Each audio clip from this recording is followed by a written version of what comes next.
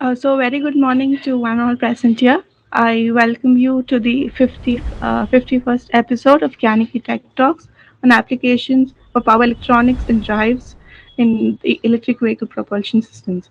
So, today with us we have Mr. Ritesh Keshri, and he's received he's graduated from the National Institute of Technology, Jamshedpur, India, and he's got received his electrical engineering um, PhD in energy engineering from the Department of Industrial Engineering in the University of Padua, Italy, in March 2014.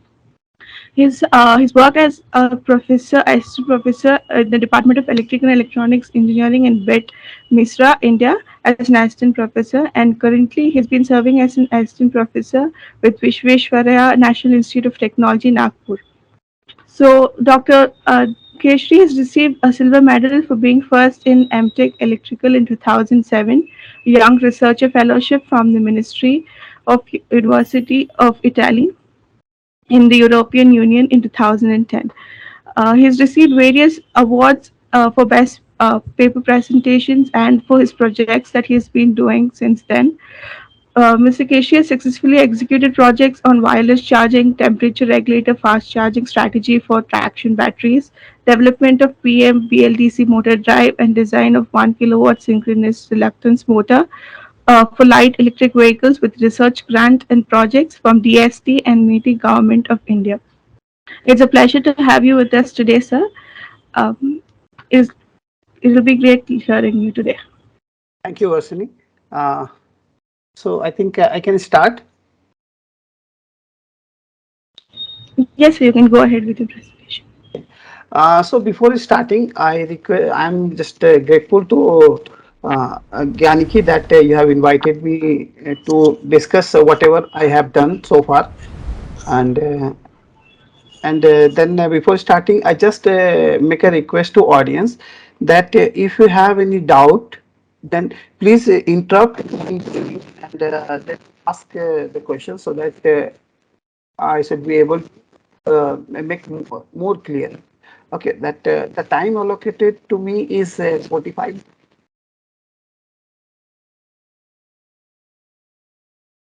Is more and time is less. So, but in any case, I will try to touch each and every section of the electric vehicle propulsion, and I hope I will be able to clear your doubts. So, let's start with our discussion. Just let me share my screen. Topic of discussion for today is power electronics and drives for electric vehicles.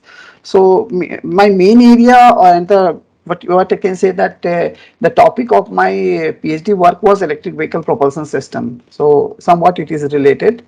And so, let us first start with the discussion what exactly is an electric vehicle or how we can define it. Okay, so whatever there could be we say several definitions and other things, but for a vehicle to consider as an electric vehicle, there is one main and basic criteria that the final tractive power must be delivered through an electric motor. If it is being done by so, then it will be an electric vehicle. And then the issue that from where you are getting the energy, it could be onboard IC engine, or it could be onboard batteries, fuel cell, PV panels, whatever it is, other sources of energy. That is another thing. Okay. So when there is an electric motor to deliver the final tractive power, then it will be termed as an electric vehicle. Now the case is that we can make it more tight. We say that we will be considering it an electric vehicle only when it will be like fed or energized by onboard batteries, fuel cell, photovoltaic panel. Like this, we can make further classification. Now, then if you read the definition, you will find here that here it is said that a vehicle is termed as an electric vehicle if it uses electric motors to drive the wheels directly or through differential gears by receiving energy either fully contributed by the onboard DC source or contributed in part by the lower side IC engine. So here you see that in the definition itself it is said that we are talking about one that there could be a central motor which will be connected with differential gears, and then through that wheels tractive powers will be transferred to the wheels. Or there is also possibility that these motor traction motors would be embedded directly with the wheel, and then we will finally transferring the tractive power. One thing about the energy sources, it said that either we can receive only from DC source or we can get the contribution from the IC engine. But here, definitely the size of the IC engine will be lesser.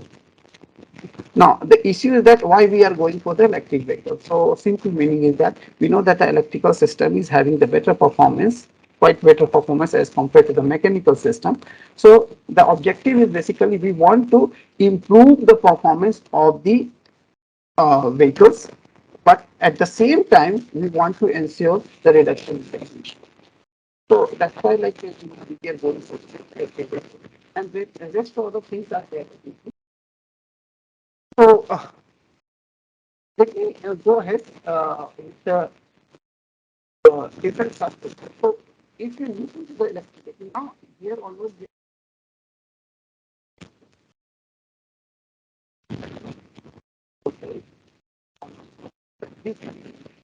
So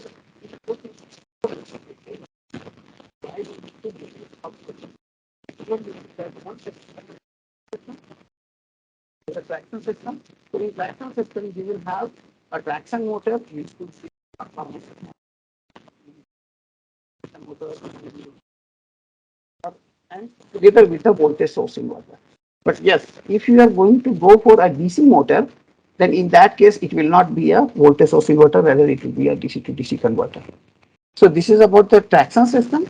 Then another subsystem is a supply system. So supply subsystem is in this, you can have different energy sources. You can have onboard batteries, and you can have PV panels. Just a moment. You can have a PV panel, then you can have fuel cell. All these are the different sources of energy possible for us. So these are the energy sources. Now, then there is also possibility that you can use this power sources, and which could be our ultra capacitor bank, or flywheel arrangement. These things can be there. So our supply system can have only the energy sources or the combination of the energy sources with these power sources. So thing is that what exactly is energy source? So just from the capability point of view, we can say that energy sources are those which are having the capability of delivering nominal current for the longer duration of time. So it decides that how long we can run our vehicle. Then power sources are there, what they have the capability of delivering very high current for a very short duration of time. So it means that they can meet the requirement of the acceleration. So during the acceleration, generally you'll see that we draw almost 2 times higher current from the source. So at that time, these power sources can deliver that much of high current, but that for only for a short duration of time. So these are good for the transients, like you can support the acceleration. So if you do so, we extend the life of the energy source also. And then during the regeneration, we mostly recover the energy to these power sources. You can definitely submit back to the energy sources, but there are other issues with associated with that. So a part of the energy is submitted to the energy source. But like if you are using fuel cell and photovoltaic panel, submission of energy to the energy source is not possible. So what happens? Another issue is that these traction motors are designed for higher terminal voltage, but on other hand, if you see that these energy sources which are there, they are having the lower terminal voltage, but they are capable of supporting feeding energy to the providing sufficient energy to the traction motors. So there is a mismatch between the level of the voltage of these sources with respect to this traction motor. So here is the energy. So what happens that we either connect these sources in series, or we use some boost converter arrangement to meet the higher voltage requirement of the DC bus. High voltage I can write here, and this is low voltage. So for that purpose, we need to use this power electronics arrangement. In some cases, like in another case, like when you will be using the combination of these two energy sources and power sources, so at that time for proper energy flow management, we have to use these power electronic sources. Okay. So this is about that. Now next is we have now then another subsystem is control and monitoring system. From the name itself, it is apparent that it takes care of coordinated control of whole of the system to meet our required reference. It will be speed, torque, whatever it is. So of course, for this purpose, it uses different sensors which are at the supply system with, or with the traction system. Then then another subsystem which is generally considered as off-board system. So whatever we have seen here, these are on-board system with the vehicle, but this part is generally considered as a system off-board system which is required for the electric vehicles, and that is charging infrastructure, because you are having on-board batteries. So what happens that when you run your vehicle, you lose your charge. So after that, you need to recharge the vehicle. So for that purpose, we have to use some chargers. So there are different types of chargers. We will see those things. So maybe you will be receiving energy from the grid itself, or you will be receiving energy from the PV fed charging station or fuel cell fed charging station. So there again sources could be different, but one thing is definitely common. Like when we will be talking about the charging station, so whatever the energy management is there and or strategy is there for the onboard system, similar sort of arrangement is also required for the charging station arrangement. So later on I will show those things. So this is all about the uh, subsystems. Now what I will do, that I will consider one by one each of the subsystems, and let me go ahead. So these are some examples with which I worked in past. And these are developed by the students. This Tim Tesla and this electric scooter by at VNIT. Then this cycle and the scooter and this Biro car. This I worked with during my PhD. And there are other examples like here is with which in the previous case battery was the only source. Okay, but in these cases there's a possibility that you can use multiple sources of energy, such as like photovoltaic panel, ultra capacitor is a power source, and the battery. And here are some power electronic arrangement what we build. Okay. Then this is a case of a hydrogen powered cycle, in which you can see that if you hear this battery was there, so this battery was replaced by the hydrogen tank and the fuel cell arrangement, and the power electronics converter was developed for this one. Then this is another case in which photovoltaic panel and the batteries are there. So different possibilities are there.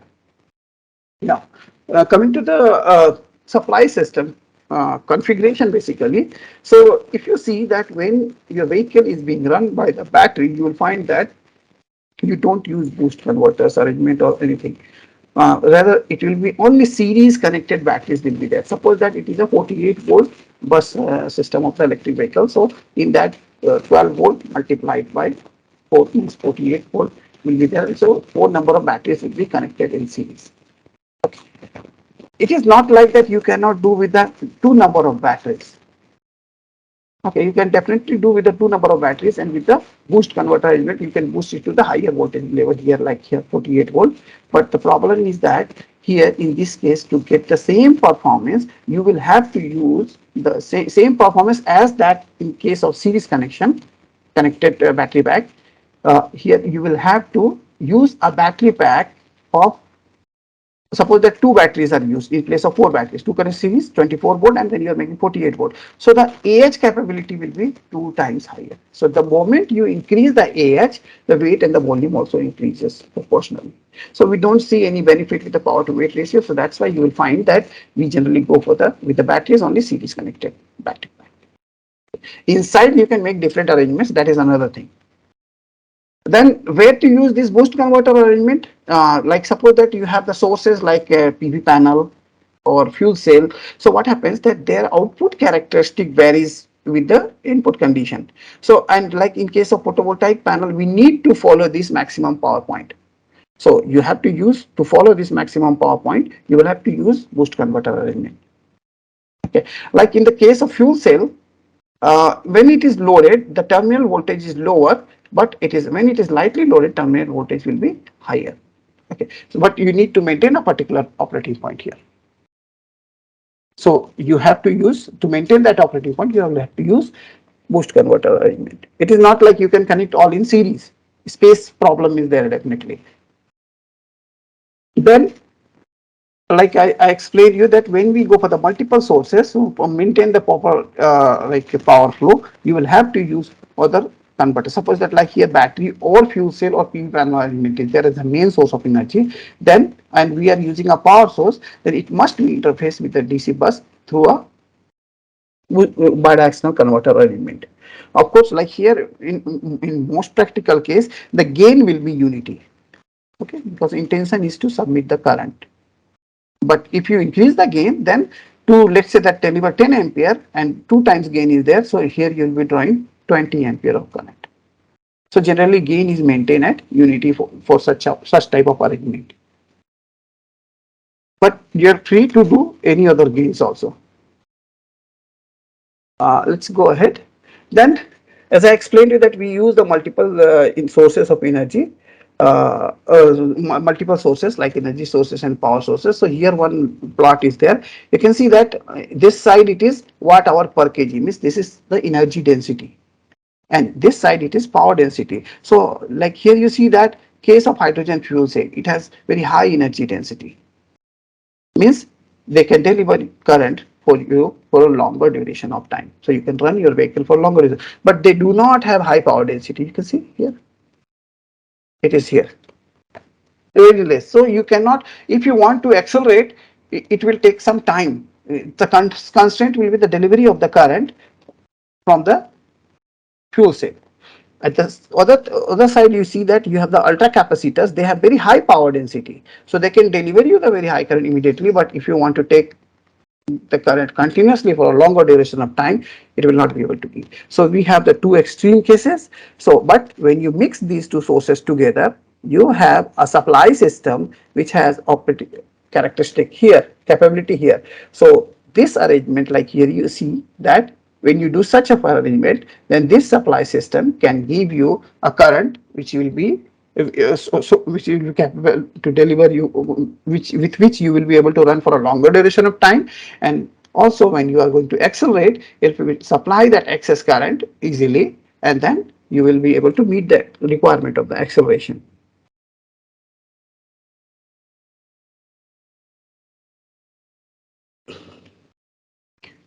uh, Let me go ahead. Then this is the example of that same bureau. Here I explained that we have the battery pack, then ultra capacitor pack and PV panel. Battery ultra capacitor was connected with bidirectional converter because you have to support the acceleration and also absorb the energy during the regeneration. Then photovoltaic panels are there. You cannot submit back, so you have we use only unidirectional boost converters. Yeah.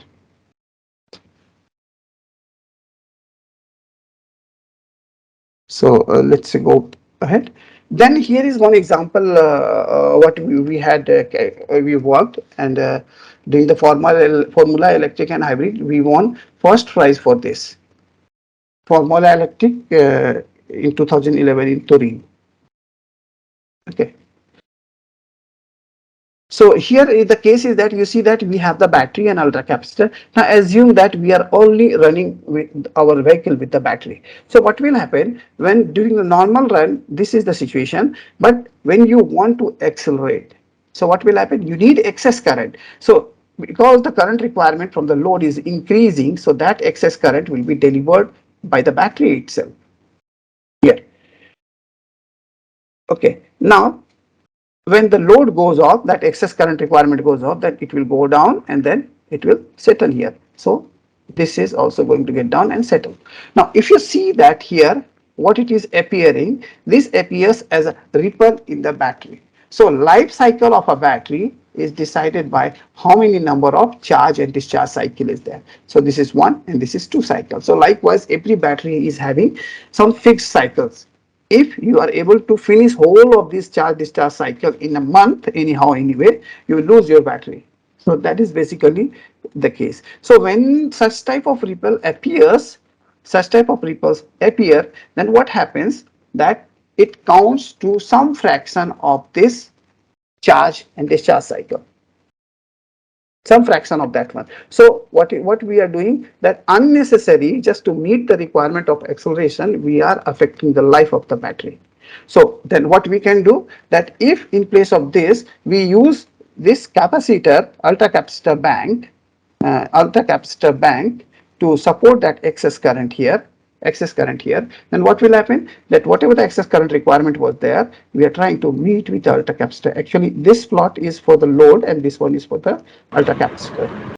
We are able to avoid the ripple in the battery. So what will happen, that always your battery will be giving that nominal current what it is required for the traction. So at least because of this you will be able to improve the performance, and by this way we were able to extend the range of the vehicle by 12.5%. So extension in range is possible only, you can consider from your driving cycle, and that how much time you are going to put the acceleration and deceleration. Only for that case you can extend. You cannot do anything more for the battery. Okay, like here you see that because the current was very high, so we had used interleave converter, and also you see here that we have placed a brake register. Okay, it is always not, when the regeneration is taking place, it is always not possible that you can submit back whole of the energy to the capacitor or the capacitor or to the battery. They have the limitation of absorption.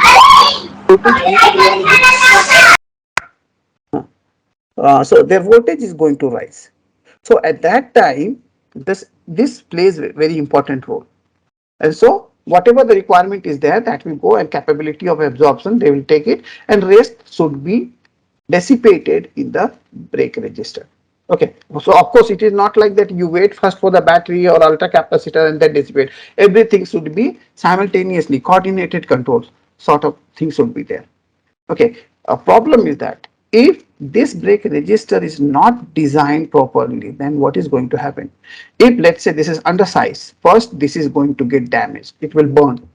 Okay, after that what will happen, that once it is burned, that you will overload this ultra capacitor second, and then very high current will also flow, and ultra capacitor capacity will finish immediately, like to maximum, because impedance is very less. Then immediately it will start feeding to the battery with a high current, and the battery will have the case of fire also because of this high inverse current during the regeneration. During the regeneration, when the speed changes very little, that is not a big problem. But suppose that you immediately press the brake, and from top speed to zero speed you go in a very short duration of time, that at that time if this is not designed properly, then there is a possibility that these batteries will get fire, will caught fire. Okay, let me go ahead. Okay, then next we move to traction system. So in traction system, like there are some requirements are that we cannot say that all the motors can be considered as a traction motor. So there are some requirements are there. This I have taken from the paper of CC Chan. Okay, CC Chan from proceedings of IEEE. So here you see that the torque and power density must be very high. It means what? Suppose that you have two motors A and B, A and B, and if we say that torque density and power density of A is very high as compared to B, then for the same size of the motor, this A will be smaller than B. Then starting torque and all those things should be higher for the traction motor. And so like we all know about this speed torque characteristic. So this is that case. So here it is what is saying, starting torque for low speed should be high. So this should be higher. Okay, but at the same time this should be higher. So if you have a choice of a motor having this characteristic and this characteristic to the low speed, this is the speed and this is torque, then definitely we are going to prefer this one. Now then it is saying that high speed, the high power for high speed cruising. So generally we do the cruising during the constant power zone of operation. So if you have the two options, one is like this and another one is, for an example, something like this, something like this. Okay, so which motor we are going to, let us say that minimum torque requirement is this one for the motor to run. So if we go for this, you will be able to reach to the maximum, this much of maximum speed. And if this characteristic is there, you will be able to cruise at higher speed. So definitely we are going to prefer this one. This is what the meaning is that. Then wide speed range with a constant power operating range 3 to 4 times. Means if this is a rated speed, then the maximum speed what we can go for to define that it should be 3 to 4 times the rated speed. This is what the meaning is that. Then efficiency and all those things are done. This is the capability of the torque, at least 2 times higher torque capability should be there when you want to accelerate something. Then reliability and other things are there definitely. Let me go ahead. Okay, so this is one of the case with which I worked. So this is the case of a PMBLDC motor drive. Then in PMBLDC motor drive, you will see like here you see that this is the in-wheel motor which was used in that Bureau electric car or that electric bike what I have shown to you. Wheel motor. So if you open this wheel motor, you will find that. Sorry, I'm not able to zoom it. So here the winding stator winding is there, and this stump pass what you are observing, or here you see these are the permanent magnets. Okay. So in PMBLDC motor, basically it is a synchronous motor in which the rotor is replaced by a permanent magnet. So because in the previous case we were using brushes to feed it DC current, now brushes is not there, so that's why it becomes permanent magnet, brushless. And another thing is rotor is permanent magnet, so brushless. Second thing is that depending upon how this winding is, if the winding is concentrated type, the nature of the back EMF will be trapezoidal in nature. So it will be like it will be termed as PLDC, PMBLDC, because the characteristic appears like a DC motor. Okay, in some cases, some people say that this is electronic commutator. Commutator also they say. So from looking from this side, they say okay, it is a DC motor. Okay, but this is a synchronous motor. And similarly, if the winding is sinusoidal type, distributed type, then the winding back EMF nature will be sinusoidal. So you need to inject sinusoidal current there. So this is the case with a PMBLAC motor. Generally, we say that PMSM motor. So, but generic name is PMSM, and the further subdivision is PMBLDC or PMBLAC. So this is the case of PMBLDC. In this, we use low-cost Hall sensors to identify the rotor position, and based on the rotor position, we operate these switches to inject the square wave current. Okay, so these are like this is a Hall sensor and all. So like here you see that the nature of the back EMF is trapezoidal in nature, and you need to inject a square wave current to get the maximum torque per ampere. Okay, and the characteristic, if you see speed torque characteristic, you will find that this is similar to that of the DC motor. So there we were having um, seriously that VD by K was there. VDC means the supply voltage, DC supply voltage, and now here it is VD by 2K. Okay. So only this difference is there, rest all the things are same. Okay. So here to obtain the maximum torque per ampere, we need to inject square wave current, and these square wave currents are injected in synchronous with the flat top portion of the back EMF here. Okay, like this. So at a time you see that in this case we use only we see only two phases continue to conduct, whereas third phase does not conduct. Whereas in case of PMBLAC motor, you will see that all the three phases are conducting.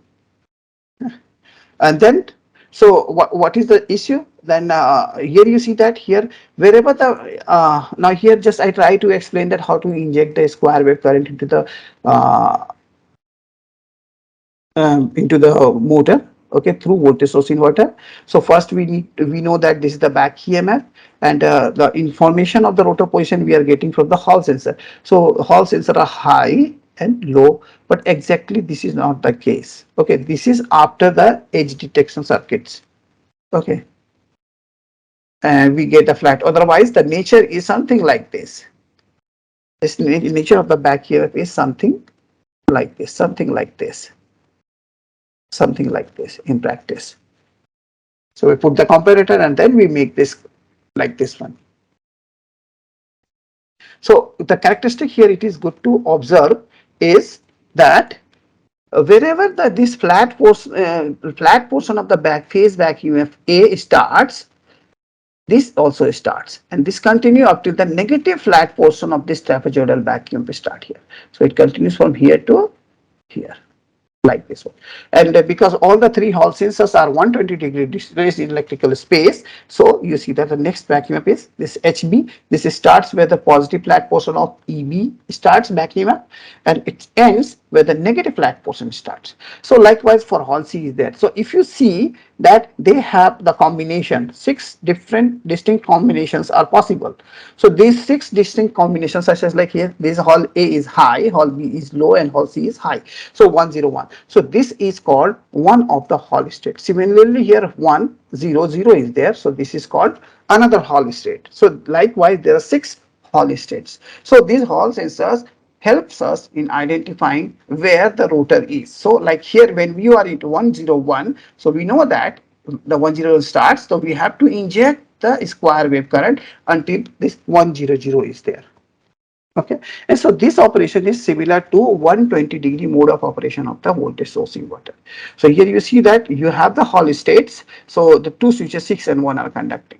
Then another Hall state 1, 2, 2, 3, 3, 4, like this one. So what happens in this most basic control, whatever could be the reference, but we always try to identify the rotor position. Then according to rotor position, we select the switches, and it is done.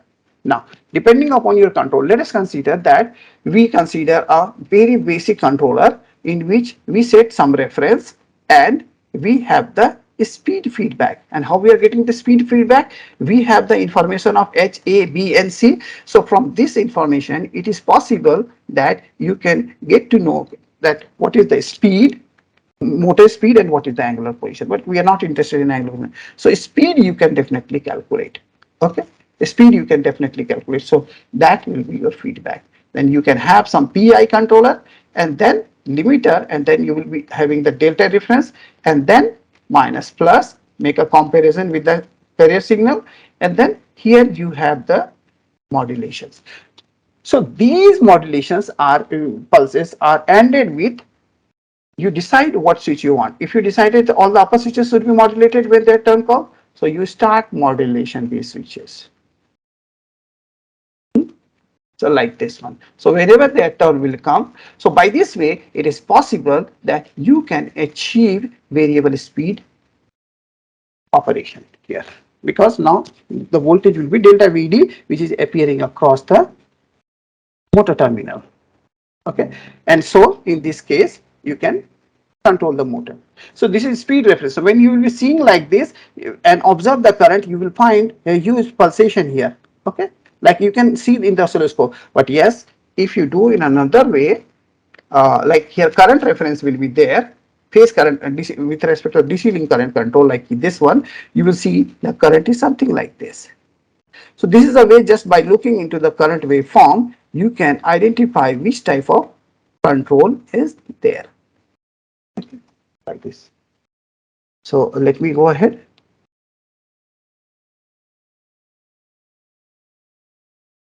So like there is one typical problem generally in BLDC motor. What happens, that ideally condition, we consider that in ideal that square wave currents are there and they are ideal. So the torque is flat. You see that it is almost flat, but in practice this does not happen because there is an inertia. Like electrical time, inductive phase inductance is there, supply voltage is limited. So what happens, it deviates from this nature and it happens like this one. Okay, non-ideal wave, and this non-ideal wave results into the torque equal into the matrix. So when you are at the lowest speed, this automatically get filtered by the inertia, mechanical inertia of the motor, but at high speed you don't get it, and this can go to the 50%. Okay, so this is one of the problem when you run your BLDC motor vehicle which is running with BLDC motor, some humming sound comes. But at the same time, that motor is run by PMSM motor, like it is the case in Ampere electric motor. One of my colleagues is having that one. So it is very, very smooth because commutation problem is not there. Okay. So these are some case study in which you see that the torque ripple can go positive. 50% and negative 50%. This is the magnitude what it is plot. So this portion of the torque ripple is generally filtered by the mechanical inertia itself. And this is the speed torque characteristic. So these are the experimental. Star is experimental and upper one is the analytical one. So that this is what we have studied. And then it is not like that you can feed only square wave current to your PMBLDC motor. You can also inject sinusoidal current. So considering that the RMS value of the current which is injected into the motor is same as when you like with the sinusoidal case of injection and square wave of injection like this one. Okay, same RMS value if you are maintaining, then under that situation you will observe the torque ripple is fixed at 15% around. But whereas in case of BLDC motor, it can go to minus 50% to plus 50%.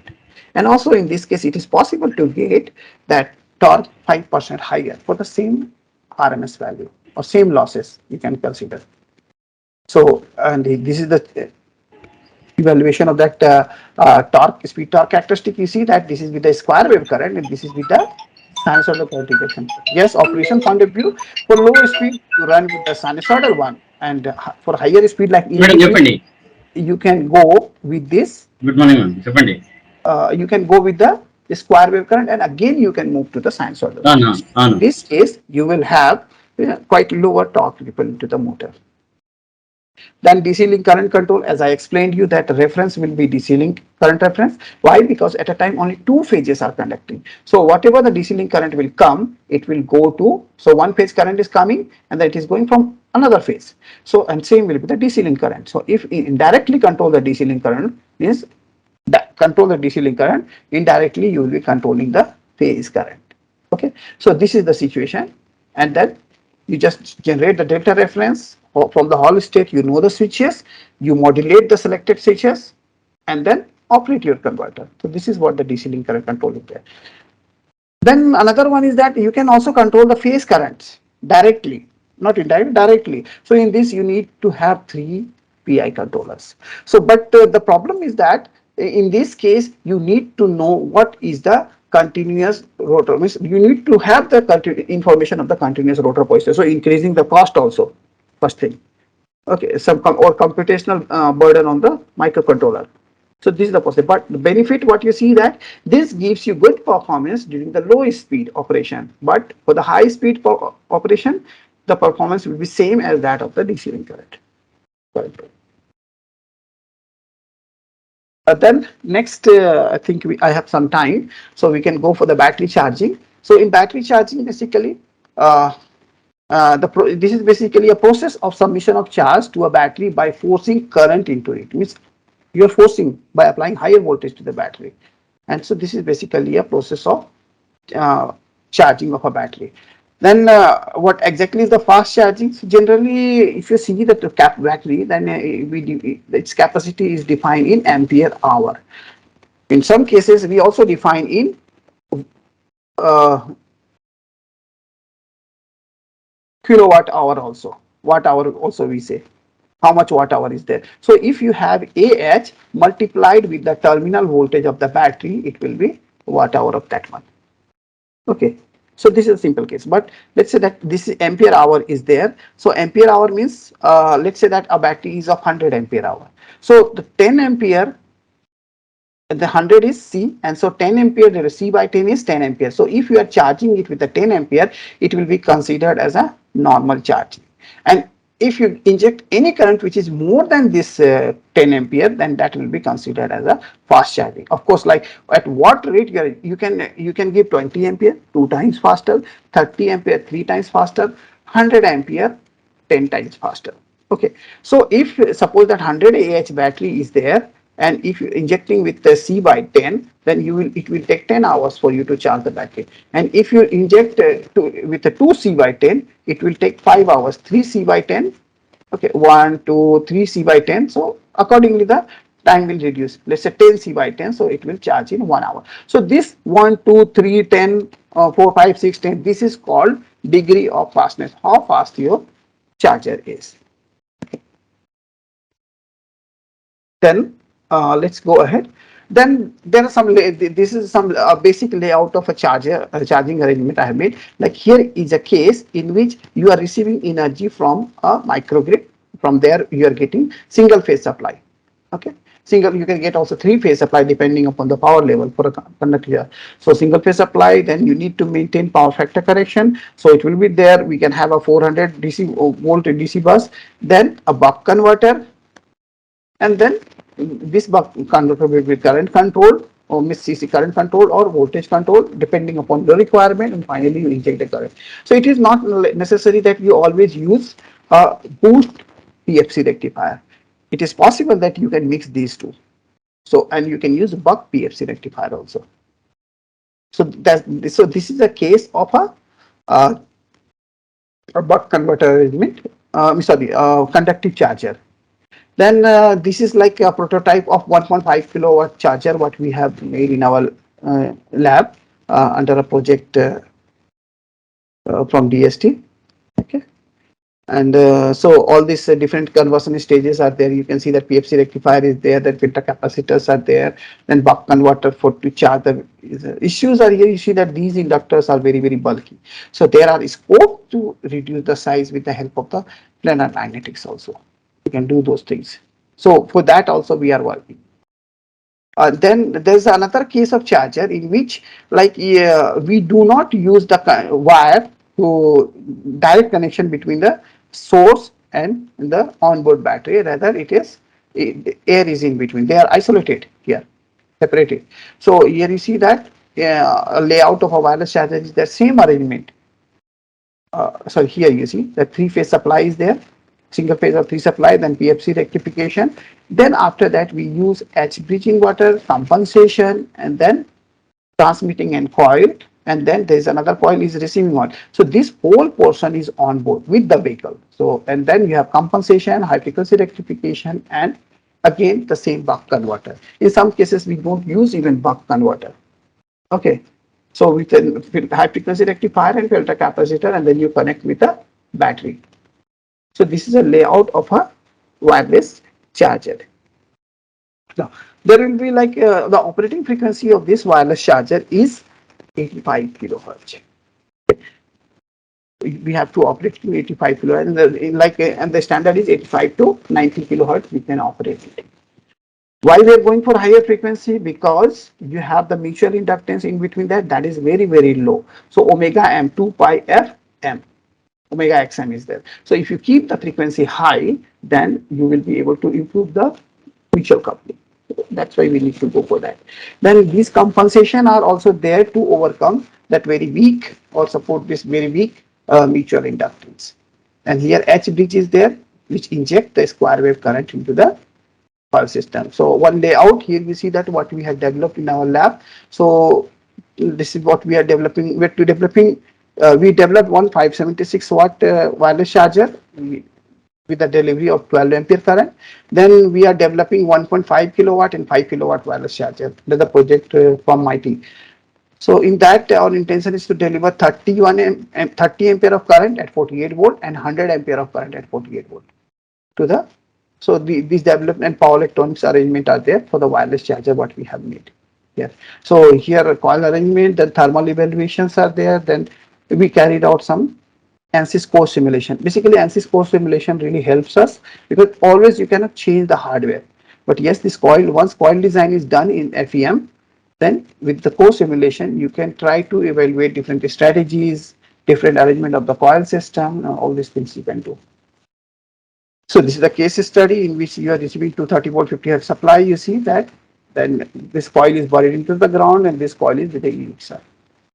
So this is about the 576 watt wireless charger. And so these are some experimental results from there, like which we were able to deliver. The 12 ampere current is there. CCCV charging was tested. Okay, so then there's a charging station. So like here you see that only one charger is there, but there's a possibility that you need to charge multiple vehicles. So that type of facility is possible only with charging stations where multiple charging points can be there. So the thing is that you will see that two types of charger. Generally, you see that people say that 3.3 kilowatt level 1 charging, which is a AC charger, or level 2 charging, which is a again AC charger with higher power rating. So basically these chargers are nothing but a regulated AC supply, which you take the AC 3-phase or single phase supply and then you try to maintain 230 volt 50 hertz regulated AC supply. But in these AC chargers you must have this line with you in your vehicle. This line, this one from here, this line must be there in your vehicle, the PFC rectification and all. Okay, so this line must be there, then only that is useful. Otherwise you will have to use a DC charger, okay, which could be fast, which could be normal, whatever it is. Then then there are some issues with the charging station. Like here it is a case with a PV fed charging station. You cannot use grid because these vehicles charging is not a simple load, like they draw 20 ampere of current from this DC bus. Okay, now just let's consider the key. This is a case of a charging station in which overall charging current delivery capability is 200 ampere, and each vehicle when connected it is getting charged with 20 ampere. Okay, 20 ampere charge it is using. So 20 ampere with respect to 200 ampere is 10%. Okay, so if you connect another one, it is 20%, 30%, 40% like this one. So you are increasing the load with respect to the capability of the supply. So when such a situation will be there and you don't maintain any regulation, there will be drop in the bus voltage. Even your control will fail here because the capability of this source is limited. Okay, so then what we can do, we can use battery energy storage arrangement or some ultra capacitor arrangement or flywheel arrangement here in the which is connected at the DC bus, with which it will be possible for you to regulate the DC bus voltage. Like here it was 180 volts, so you see that here you are able to regulate 180 volt. Another problem is that only connection is not a problem. When you disconnect such type of load also, immediately there will be a rise in the bus voltage. So you have to think about some control strategy, or if your control is not sufficient, then absorption of that excess energy which is available at the DC bus to your battery energy storage. By this way, you will be able to regulate the DC bus. Similarly, like if you have the AC grid fed charging station, so and in that case you can make the DC bus voltage regulation, or with the help of DVR you can improve the power quality at the DC bus, AC bus itself. So in both the cases you will get a similar performance. Then uh, personally, do I have some time? Because Another 5 minutes. Another 5 minutes. okay, so then like I explained you the conductive charging and wireless charging, that similarly there's a dynamic charging also. When the coil is fixed and then your vehicle is moving over that one, that is considered a case of a dynamic charging. Now different types of charging is possible: constant current, constant voltage, constant current, constant voltage charging, that pulse charging and reflex charging. So this type of different charging strategies are there. Then there are some constraints with the charging. Like what happens that you see that here a 50 degrees Celsius line is there. Here state of charge, this is temperature, and here you see that K is there. Then how fast you are going to charge it. Suppose that we are charging at 2 C by 10. So continuously. So in 1 hour you will be able to get that 20% of SOC, and the temperature will be somewhat here. So how fast we can increase? So this is the line 50 degrees Celsius. You can see that we can increase here up to this one. So it is around 3.5 something, 3.75. So by this time you reach the temperature 50%, and that SOC is also similar to something 30 something like this one. But you cannot inject a current furthermore because the temperature is achieved already. So what happens that we can look for the any other battery whose thermal time constant is more, so it can increase in a something this way. Okay, so this way. So here you see that this case is with a lead acid battery and this is with a lithium ion battery. So generally 7 to 8 times 7 to 8 C by 10 we can inject. So like here you see that 80 ampere is being injected as a maximum. So by this way you can achieve the maximum 50 ampere, 50 degrees Celsius. You cannot go beyond this one directly. So you see that by this time we are able to charge, get the state of charge 80% just in 1 hour. So this is what generally is said, that we go for the, that's why we go for the lithium ion battery, because here you can inject more current into the battery respecting the temperature. So then what is the impact of the temperature on the life of the battery? So if the operating temperature is maintained, average operating temperature is maintained at 50 degrees Celsius, let's say, then you can lose your battery in 1 year. If you maintain the lower battery temperature, then it is possible that you can use, let's say that we maintain 35 by some cooling arrangement or whatever it is, every temperature, then you can run your vehicle for sorry, you can use the battery for more months. Now consider the case that when while charging you maintain 50 degrees Celsius and discharging is 60 degrees Celsius. Okay, and so 60 degrees Celsius you are maintaining at when you are discharging 1 hour, so stay 4 hour, let's say the 1 hour charge, okay, 50 degrees Celsius, okay, and 50 degrees Celsius, and 2 hour of discharge, let's say that you are running always constantly 60 degrees Celsius. So 3 hours are there. So you can calculate it is around 170 degrees Celsius divided by 3. Around 56 degrees Celsius average you are maintaining. Okay, so life of the battery is definitely going to. Now, but consider that by some arrangement during the charging itself, we try to maintain lower temperature. Let's say 40 degrees Celsius you maintain it during the charge, some cooling arrangement or some strategy. So what it will be? It will be around 160 degrees Celsius. So it is 53 degrees Celsius, 56 and 3, just 3 degree you are reducing. Earlier you were somewhere here, okay, the life is somewhere here, and if by some cooling arrangement or something during the charging process you maintain this one, so it is 53 somewhere here is there. Okay, so you can see that just by maintaining the temperature during the cool charging duration itself, it is possible that you can extend the life of the battery. Okay, so maintenance of the temperature is also very important when you are running or you are charging or discharging your battery. So this is a very important thing. So then we carried out some tests, etc. So I directly go to the results.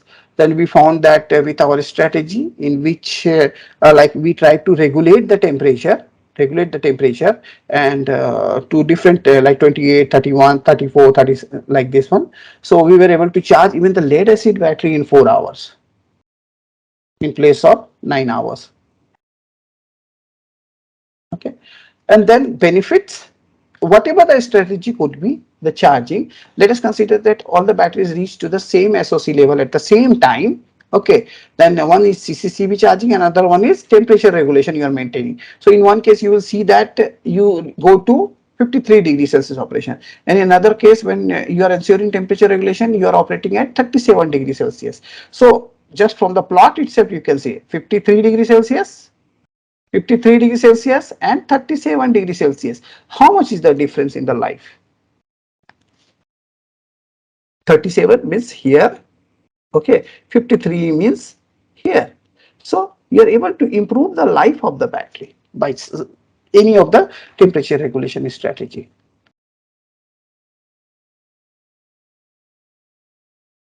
Okay, and similarly, state of health can be improved when you are ensuring the temperature regulation. Number of cycles can be also improved. So this was all from my side. So I'm so this is all. Yep. Then other things are there. Better I leave at how you estimate the temperature and sorry, state of charge, state of health. Those things are different. So better we don't consider at that time. Okay. Okay, sir. So, Ritesh sir, I think that's all we have time for. So, very thank you for Thank you, sir. spending your Saturday morning with us. Thank you, And sir. soon we'll be releasing the talk on YouTube as well, and we'll keep you informed on that. Okay, sir. Okay, okay. Okay. Thank you everyone for joining in today. And there are a few interesting elements on the chat box, so you can also follow up on those, including uh, assessment for two-wheelers or evaluation of two-wheelers that are there in the market. So this two-wheeler electric vehicle benchmarking exercise, if you take a part in it, then you will be shared with other learnings from the insights as well. Okay, thank you everyone. Thank you.